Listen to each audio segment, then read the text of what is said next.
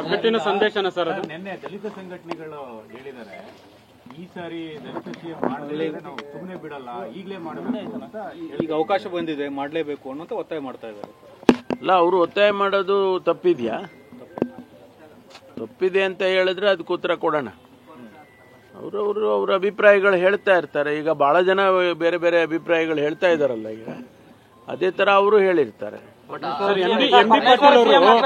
ಪರಮೇಶ್ವರ್ ಅವರು ಸಮರ್ಥರಿದ್ದಾರೆ, ಸತೀಶ್ ಜಾರಕಿಹೊಳಿ ಅವರು ಸಮರ್ಥರಿದ್ದಾರೆ, ಪಕ್ಷದಲ್ಲಿ ಸಮರ್ಥರಿದ್ದಾರೆ ಸಿಎಂ ಆಗಕ್ಕೆ ಅಂತ. ನಿಮ್ಗೆ ಆ ರೀತಿಯ ಆಸೆ ಆಕಾಂಕ್ಷೆಗಳು ಅಥವಾ ಕನಸುಗಳು ಇಲ್ವಾ ಸರ್?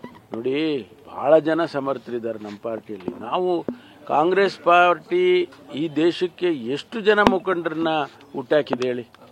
ಬಹಳ ಅನೇಕ ಜನ ಬೇರೆ ಬೇರೆ ಪಕ್ಷಕ್ಕೆ ಹೋಗಿ ದೊಡ್ಡ ದೊಡ್ಡವರು ಆಗ್ಬಿಟ್ರು. ಇಲ್ಲಿಂದ ಟ್ರೈನಿಂಗ್ ನಮ್ದೊಂಥರ ಟ್ರೈನಿಂಗ್ ಸ್ಕೂಲ್ ಇದ್ದಂಗೆ. ಎಲ್ಲ ಟ್ರೈನಿಂಗ್, ಎಲ್ಲ ಪಕ್ಷದವ್ರಿಗೂ ಟ್ರೈನಿಂಗ್ ಮಾಡಿ ಕಳಿಸ್ತಾ ಇರ್ತೀವಿ. ಆದ್ರಿಂದ ಬಹಳ ಜನ ಮುಖಂಡರುಗಳು ಸಮರ್ಥರಿದ್ದಾರೆ.